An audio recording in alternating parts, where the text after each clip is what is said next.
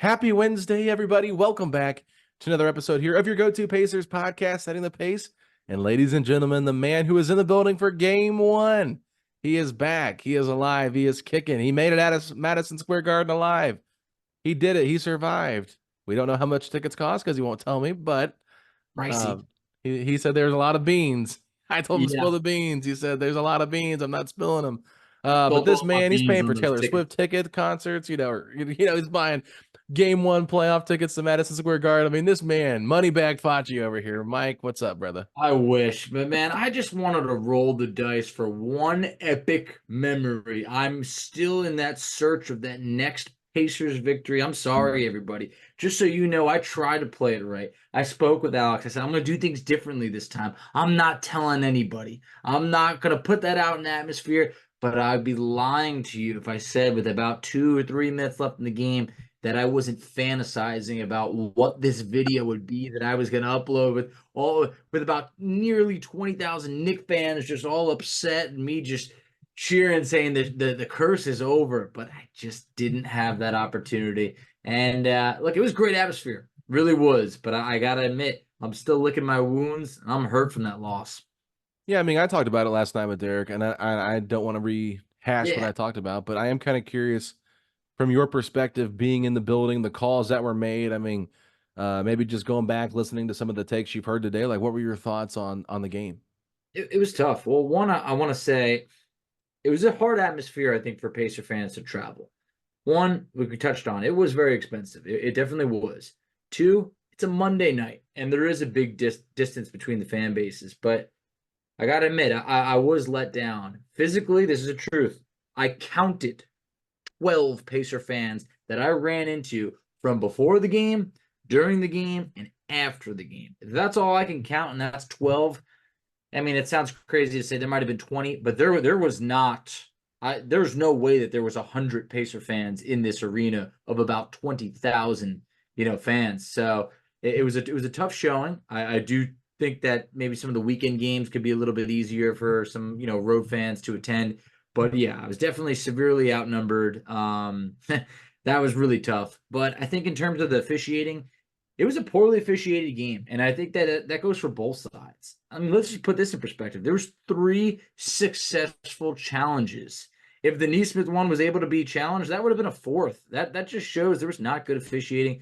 Obviously, when the Pacers are on the other end of those, Knicks fans were thrilled. They didn't care. What do you mean? Of course it's a kickball. Turn her off. Definitely a foul. You have to call that. Of course they're saying all that, but it was definitely a tough pill to swallow being in that environment, knowing how good of a game. I don't even want to say how great of a game the Pacers played, but they played a good enough game to be able to win. And unfortunately, you should never have to battle the refs, but I hate being that guy pointing back at the officiating. From the on court perspective, in terms of non officiating stuff, just like the style of play, the pace that the game was played at, did you feel like you were a little bit shocked the Knicks were able to kind of maintain I the was. same pace as Indiana? I was because I thought the Knicks were going to bring us down to their pace, a much slower pace. I think many people might have thought this game could have been 105 to 100, something along those lines. Like, this was kind of Pacer basketball, except it's unfortunate that Knicks actually outscored the Pacers on fast break points 20-18. That's something that I don't think really many people were expecting. But I do think there is enough to say, hey, if the Knicks are going to be playing at the Pacers' pace, it very well may favor Indiana. Well, let's talk about this because obviously Halliburton's a big talking point. I don't want to go into that too much. I know you probably feel the same way that me and Derek felt. He's Oh got to yeah. be much, much better. But I do want to get your thoughts on this because it's one of those things where I felt like after this game you could look at it as a half glass full, half glass empty type thing. But do you feel like it's more of a half glass full? Like the Pacers almost won this game with Halliburton only having 6 points and everything like that on the road. Your role players really stepped up, or do you feel like, oh man, we let this one go. New York's got our number now. We let this one go. We did. If we could have won this game and Halliburton had 10 points, I think you're like, oh my God, you know what? He's going to play better than this. We're going to be more than fine. Like the bench was phenomenal in this game. But I just felt that, it's hard to feel glass half full because you let one slip. Winning game one on the road is one of the hardest things to do, I think, in sports. Obviously, Game Mhm. 7 is so hard, but this was one that I think the Pacers had. They led for the majority of this game. They played a really good time, but they crumbled in the fourth quarter, and I think that that's really tough. And just going back to Halliburton before we get into everything like that later, because I know we got an awesome guest coming on in the name of Chris Denari, a legend. They made Knicks fans were making jokes on Halliburton's behalf all after the game. What a joke! This guy, Team USA. Oh my God, 6 points. I mean, they were laughing him out of the building, and that was tough. And look, obviously, I'm going to defend my guy, but it was hard to defend 6 points and 6 shots in a playoff game when the guy on the other end had 43. So I kind of just had to almost kind of tuck my head. I didn't have a jacket to zip up. I was rocking the Reggie Miller jersey, really kind of letting them hear it. But I knew, hey, let me just get out of here alive and in one piece and hope that game two something different. Yeah, we'll see what happens. I mean, I think the Pacers have been a resilient team all season long. They've Yeah, been able to bounce back. I was just a little bit surprised. Like after this game, Knicks fans were basically saying like, "Oh, Knicks in 4 now." chanting it as we were walking out of the arena. Oh, seriously? Oh, Nixon 4. That's all I heard. They weren't even saying 5, 4. Yeah. It's like they are looking past the Pacers and on to Boston, and that I hope bites them in the butt. Yeah, I mean, I'm not going to sit here and say the Pacers are going to win the series. I don't even know what your prediction was coming into the series. I don't think you gave one. I hope, to be honest, I hope they could go at least 6. I would love to say, hey, 7, but I don't think that many people were thinking Pacers are favored or anything of that sort. We know we have our hands full, but after that game, if the Pacers won game 1, I'd be saying something totally different. I mean, I said Knicks in 7 on the preview that I did, and the reason I said that is just because I felt like this is going to be a lot closer of a series than people gave it credit for. Yep. And to me, like I know you felt a little bit half glass empty. I felt actually kind of half glass full, and I'm I'll happy tell to you hear why. it. It's because I didn't think Siakam played a great game. You didn't. Halliburton clearly didn't play a great game. No. I don't think Nemhard was at his best. Nope. Neesmith has kind of been who Neesmith has been. Turner's kind of been who Turner has been. You got great bench production, but I don't see that really changing much. I think that their bench is going to be able to do that, not maybe at that level, but they're going to be able to have impact in this series. And I don't really think that Josh Hart and DiVincenzo are going to be 25 points per game scores and 24 points per game scores. Josh Hart can't do that again. He played as good as he could possibly play. I mean, he almost had a triple double. I know, across the board. This is a guy who averaged about 9 points per game in the regular Yeah. season. Like, He come on. averaged 16, almost 17 points against the 76ers. He's shooting the ball really well. I'm not going to discredit him, but I don't think that they're going to be able to support the Knicks and be, bringing 50 points a game together, those two players as the second and third options. OG might have a better game. He Hartenstein will. might have a better game, but like, I don't really expect them to like have more of an impact than they already did. And I just felt like there were so many little plays in this game that just went the Knicks' way, whether it was, the Hartenstein three-pointer, half-court heave. I believe that ended up being that big. Going into the half up 9 versus 6 is a big difference, especially when Yeah. you lose by 4, So I also thought, while I love the Obi Toppin between the leg dunk, he celebrated too long, and the Mm-hmm. Knicks were able to hit a 3 on the very next play. True. And to me, that was just like Carlisle's talked about. You can't celebrate too much. Number one, I don't actually like that he did the dunk Remember when because he if he missed had it in the missed it, beginning of the year? That was yeah, rough. yeah. And then I don't like. I mean, That would have been really bad. yeah, and I respect Turner for trying to dunk on Hartenstein, but like if it's not all the way there, like just don't force it, in my opinion. So, beggars can't be choosers. If he has a poster dunk, I'm probably going crazy. So, like I said, you can't freak out about it. But Aaron Neesmith had a poster dunk It was ferocious. on Mitchell Robinson. So I just feel like the Pacers can play a lot better. I really do. And I felt like they were able to hang in there. And that's what made me feel good about that game, Facci. It's just, I understand like the referees really kind of took some of the momentum away from Indiana in this game. But like the fact that they were able to be that close in game 1 and Brunson still had 43 points and Halliburton had 6, got outscored by 37. That gives me hope that the Pacers can make this more of a series than maybe people are thinking. I just don't think that there's any scenario where Halliburton can show up less in any other game. Well, yeah. So, and honestly, out of the 2 shots that he made, one of them came 2 minutes into the game. So Yeah. it's just like it's all up from here. Even if I think that, I don't know, whatever it was, maybe it's the back, maybe he just felt that he was being guarded.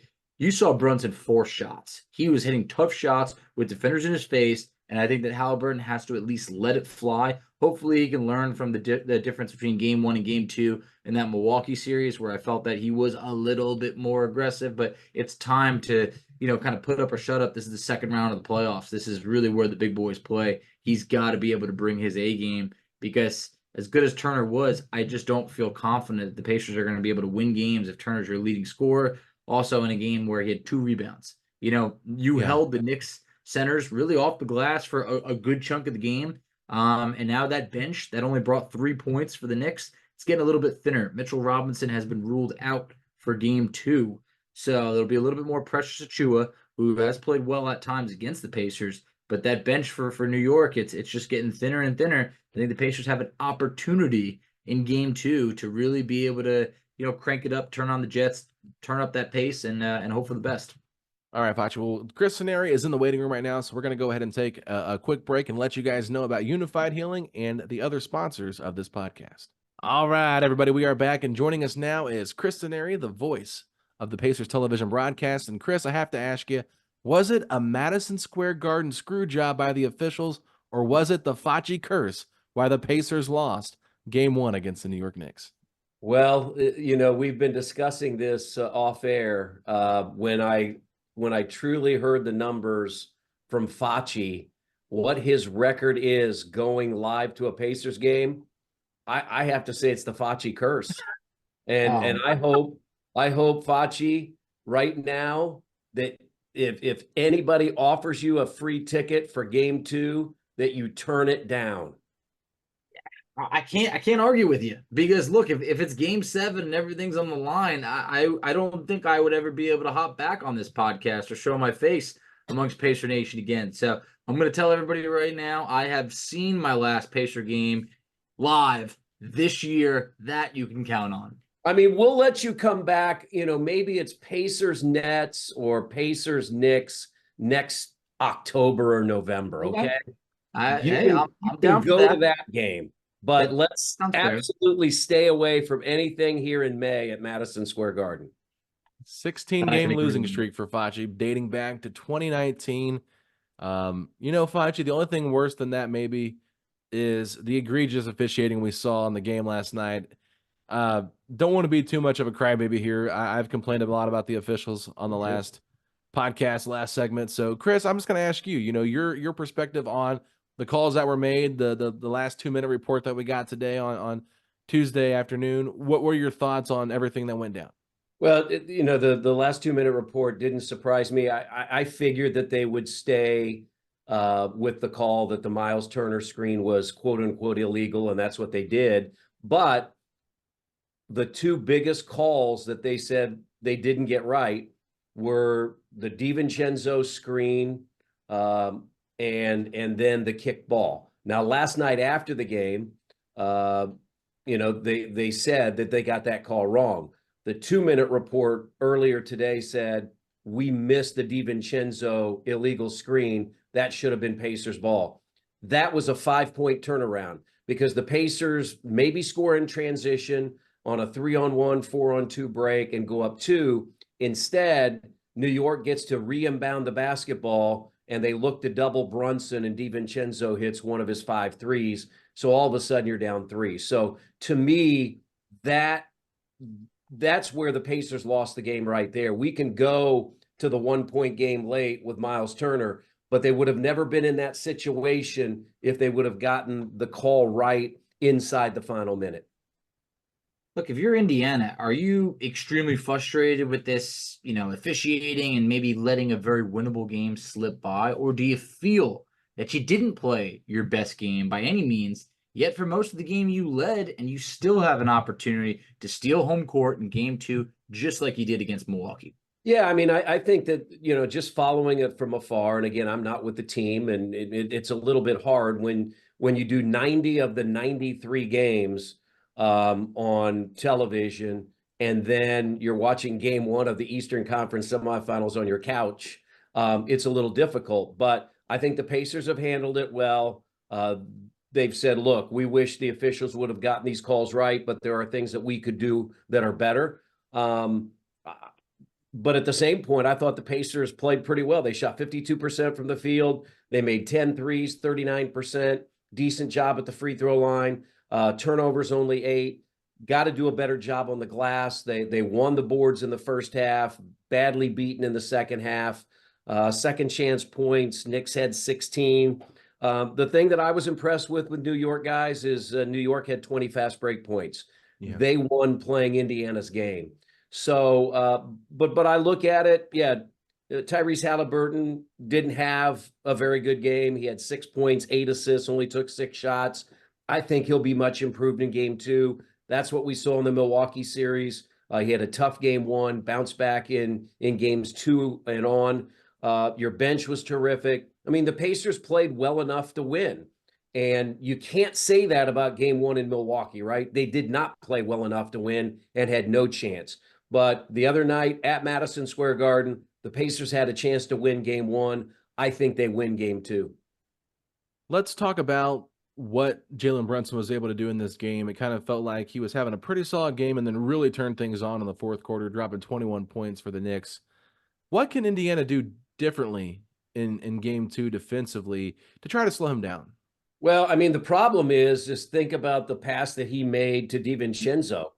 Neith looked like he was going to go help double on Brunson, and he did. He maybe overcommitted, and then DiVincenzo got it and hit one of his 5 threes. So, I mean, that's the risk you take. If you try to double Brunson, he's a good enough passer that he's going to find, willing shooters. And right now, he's getting great help from DiVincenzo and Hart. I just think you got to be more solid. You've got to make him take more shots from the standpoint, guys. You can't foul him. He was 14 of 14 at the free throw line. You've got to keep him off the line. If you look at the Philadelphia series, if you look at Brunson at the end of the regular season, he was throwing up some huge numbers. I don't think that's going to change, but you've got to make other guys beat you or not have Brunson get to the free throw line, because the other thing, guys, is that slows the game down. And when those guys, Brunson played 43 minutes, DiVincenzo 43 minutes, Hart 48, and Anunoby 42. When you go to the free throw line, you have a chance to catch your breath. You have a chance to rest. So you can't foul the Knicks and you can't foul Jalen Brunson. He's going to get 30 plus because that's just what he does. But you've got to find a way to make him work for that 30 plus. Yeah, coming into this series, I thought if you can hold Jalen to roughly about 30, that's a major win. Now it might be about 35 points or so. But on the flip side of things, Tyrese Halliburton, this was Halliburton had a similar performance to, game 1 against Milwaukee, where not that many shots, just 2 of 6 from the field. One of those made shots actually came within the first 2 minutes of the game. Never really looked like a threat. I don't know if it's the back injury. I don't know if it's a hamstring injury, or maybe it was just, hey, he was, guarded very well by New York. But what can the Pacers do to perhaps get Tyrese into a groove, or maybe just a little bit more confidence overall? Yeah. I mean, I think he did a lot of good things early on. Even though he wasn't scoring, he was finding guys for dunks and open 3-point shots. And what is strange, guys, is over his career, especially with the Pacers, you've seen him have some quiet first halves, and then he comes out and really jumpstarts the team with the third quarter. And I sort of thought that's what was going to happen in game 1, that he was sort of picking and choosing his moments. He likes to get everybody involved, and then he looks for the opportunity to take over. And that just never happened in the third quarter. All day long, I followed media, and he said, look, I have to be better. I think Brian Windhorst texted me from ESPN and said, I think he said it 13 times. I've got to be better. And I expect he will be. So I just think he has to be more aggressive. I think, part of me, it felt like he didn't want to take bad shots, but I'll take Tyrese taking a bad shot here or there, because I think that gives him the freedom to do things that he needs to do. I am kind of curious, going back to Brunson, not just on the offensive side of things and how do you stop him with your defense, but how can you make him work more on the other side of the court, make him work more on defense? Because I think one thing we've kind of seen teams do or figure out a little bit, the Bucks finally figured out, I think game 5, second half, and then some in game 6, and New York did it as well in game 1, kind of hiding players on Aaron Nesmith, because he's more of a catch and shoot guy, not a guy that's going to really be involved in much of a pick and roll, pick and pop type thing. Is there a way Indiana can try to get Brunson more heavily involved in working on the defensive side of things and potentially get him in foul trouble there? Yeah, I think I like what Aaron did. That dunk he had in the second half was Ferocious. fantastic. I'd like to see him do more off the dribble than just be a catch and shoot 3-point shooter. Now that's a great strength of his. I mean, for much of the year prior to his slump at the end of the year, he was top 2, top 5 in 3-point shooting. But I do think if you can get the ball to the rim against somebody like Brunson, you're going to make him work harder. If he's able to just chase people out on the perimeter and never get inside defensively, then that makes it a little bit easier on him. So I think you've got to move him, and I think you've got to be physical with him. And by being physical on the offensive end, that's getting him into the lane and taking him to the basket. One thing that I saw, you touched about how the Pacers shot the ball pretty well from three, about 38, 39%, but it was 10 of 26 from three. And I looked back, 26 threes. That's not really that much for Indiana. Yeah. They had 10 attempts in the first quarter, just 16 for the remaining 3 quarters. And then when I look back at the Bucks series, Indiana averaged 43-point attempts against Milwaukee, just 4 3-point attempts in the fourth quarter of this game against New York. Do you think the 26 threes is something that's going to remain in the next coming games, or are we going to see that number tick back up to what we're used to for the Pacers? Yeah, I think that number's got to be higher. I think it can be too high sometimes. I mean, sometimes you question some of the threes that guys take, but I think that number has to be in the mid-30s. Yep. I think 35 to me is a solid number. And if you take 9 more, you're probably going to make 3 more at least, maybe 4 more. And yeah, you win the game if you do that. So I think they do. You're right. They've got to find ways to take more threes. Obi Toppin, Ben Shepherd did a really good job off the bench. Toppin was 2 for 3. Shepherd was 2 for 4. I mean, the most threes that were taken was Miles took 6. That number is really pretty low when you look at the Pacers during the season. Normally in a game, whoever is leading them in 3-point attempts is probably anywhere between 7 and 10. So you've got to take more threes and put more pressure on New York's defense. And I think counter that, I said you've got to also attack. So it's got to be attack the rim, make them work defensively, but get good ball movement to get good threes. Yeah, it's going to be an interesting thing. I think the Pacers found something in game one that was working well for them. I mean, for majority of the game, they had the lead, and they were playing their style of basketball. It's just New York was able to outlast them for the full 48 minutes. And one of the reasons why they were so good was because Josh Hart was everywhere on both sides of the court. And so when you look at a guy like Josh Hart, this is a guy that, you probably didn't think too much about a couple of years ago, but by the time he comes to New York and becomes this, big focal point of their team, he looked awesome. Like, he was probably the best player on the court last night on both ends in the entirety of the game. I understand Brunson had 43, but like the fact that he nearly had a triple double in this game, he was just everywhere. What can Indiana do to kind of slow him down, take him out of the game a little bit, and not let him be as impactful? Yeah, I think the one thing I mentioned that the Knicks had 20 fast break points. He had a bunch of those, right? He got out in transition, got out and ran. I heard Rick Carlisle said today on one of his interviews, and I was thinking about this during the game. I thought the Pacers took too many chances defensively and got into 5-on-4, 4-on-3 situations. I remember one time Aaron Neesmith went for a steal against Hartenstein, and that created an opportunity for the Knicks. And that's what Hart is looking for. He's looking for opportunities in a 4-on-3, a 3-on-2 situation. So I think you've got to be very careful in not taking chances, especially in a full court game. And the Pacers want to pressure. I mean, and I like it. I like the fact that they're picking up full court, but just keep your man in front of you. There's no reason that you've got to go for a steal, once or twice during the game, because every time they did that in game one, they paid for it. And the other thing, guys, when we go back to the 3-point shooting, I mean, the Knicks made 11 of 23. They were highly efficient. And every time they needed a shot to get back in the game, when the Pacers got a 9-point lead, they had a 7-point lead, they had a 5-point lead. Every time New York hit a 3, Brunson hit one at the top of the key. Hart hit one. DiVincenzo, Anunoby. So the three-point shot was very effective for New York, and I'd like to see Indiana win that game. I think they need to win the three-point numbers. I completely agree. The 26 threes that I mentioned before, it's just too low for Indiana Pacer basketball. But when you're talking about being effective, I thought the Pacers bench was extremely effective in this game. They outscored the Knicks bench 46-3. We saw TJ McConnell look like regular season TJ McConnell, if not better.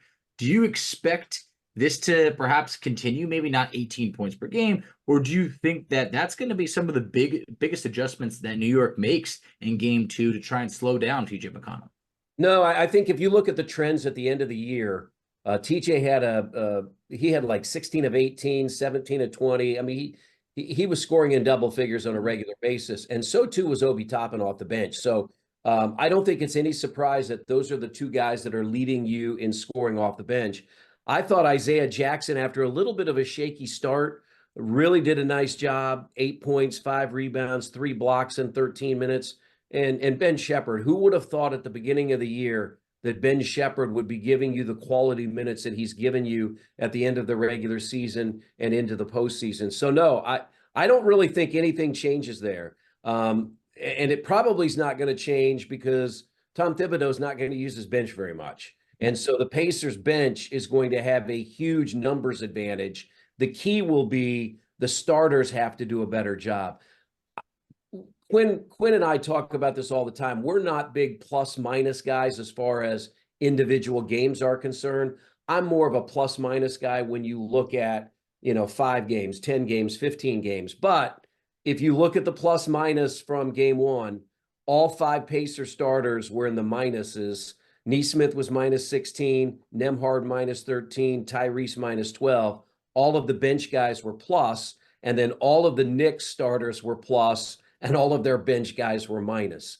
So it's going to be interesting to see how that shakes out. But I think TJ continues to play the way he's playing. I think Obi is as well. I think it's up to the starters to elevate themselves, especially in the fourth quarter. The other stat that I was going to give you is in the regular season, when the Pacers led after 3 quarters, they were 42-5. One of those 5 losses was at Madison Square Garden. If you remember, you were there. Facci was there, of course.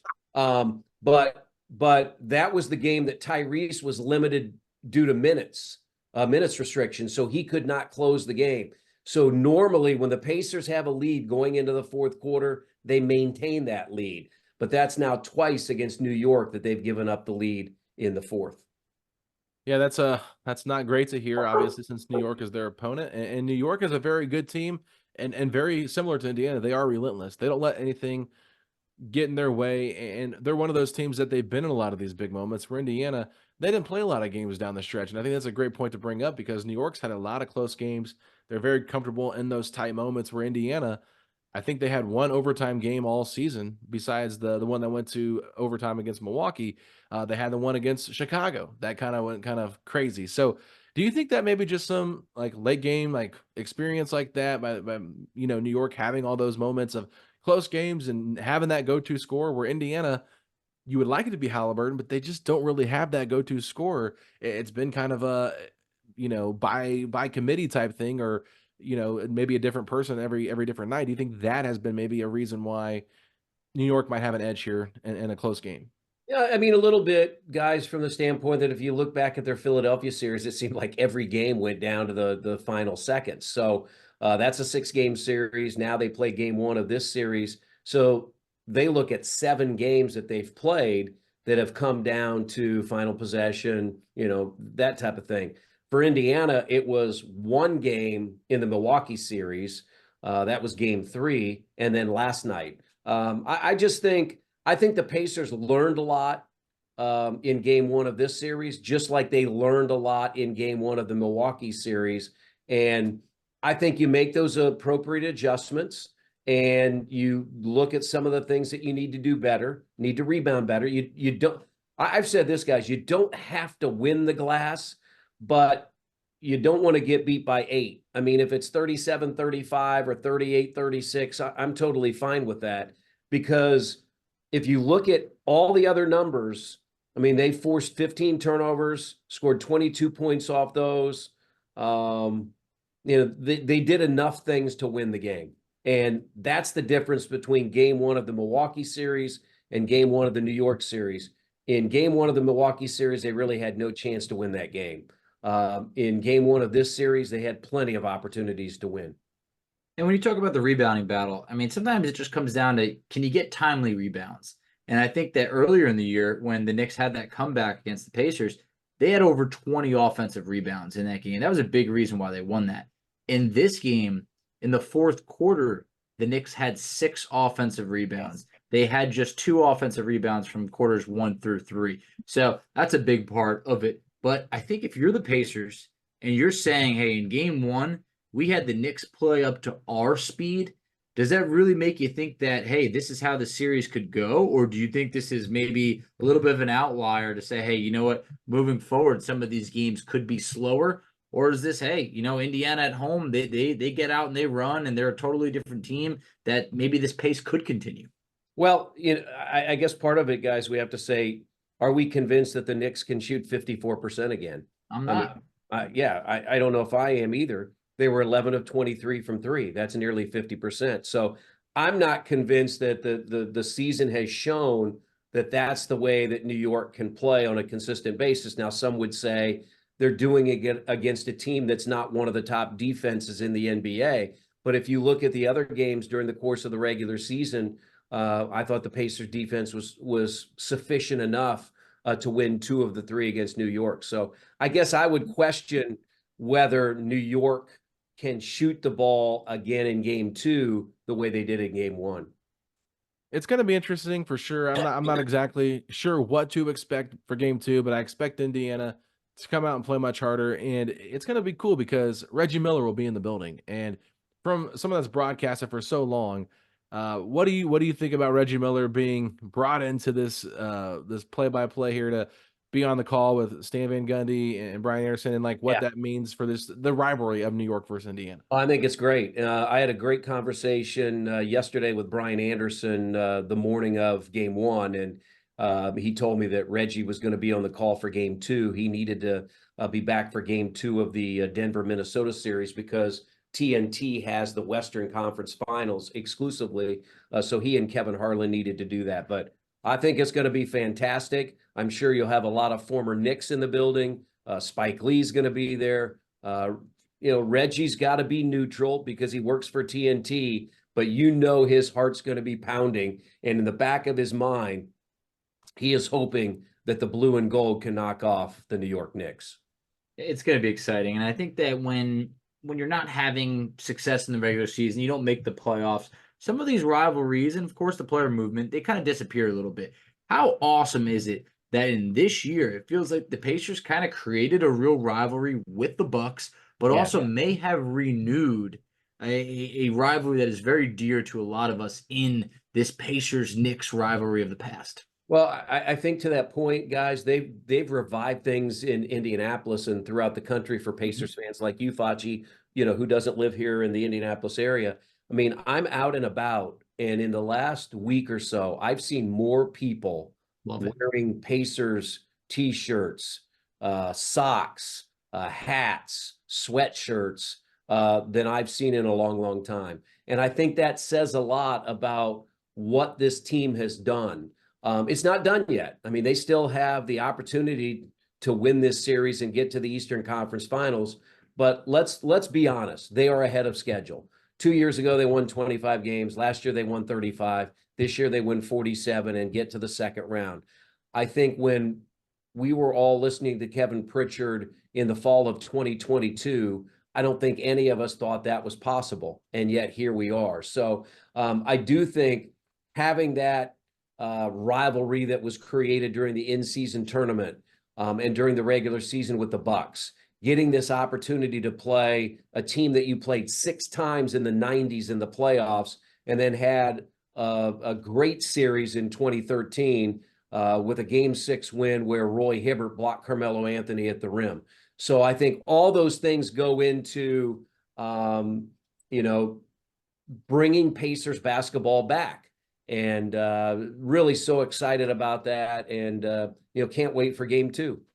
It's going to be a lot of fun, Chris, and I appreciate you taking the time to come on this podcast and kind of preview game 2 and talk a little bit about game 1 with us. And we'd love to have you come on maybe for one of our recap shows. Maybe we can do game 5. If it gets to game 5, that'd be a lot of fun to have you back on, since I know you won't be able to be in the arena for that, since you'll probably be at home watching on the couch Yeah. like we will be. So that would be a lot of fun. But go ahead and let everybody know where they can find you at, and will you be a little bit more active on X now that you're not broadcasting? Yeah, I the mean, game? last night I tried to tweet or X a couple of times a quarter, just because I have the opportunity. I'm sitting there on the couch, not calling the game. It's a little hard to do that when you're doing play-by-play on a regular basis. So yeah, at Chris Denari on X. I am on Instagram, but I very rarely go there. I am on Facebook, but most of the activity when I communicate with people, it's usually through X.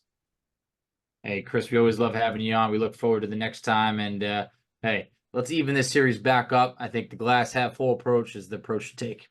That sounds great. Thanks, guys. All right, Chris, thank you.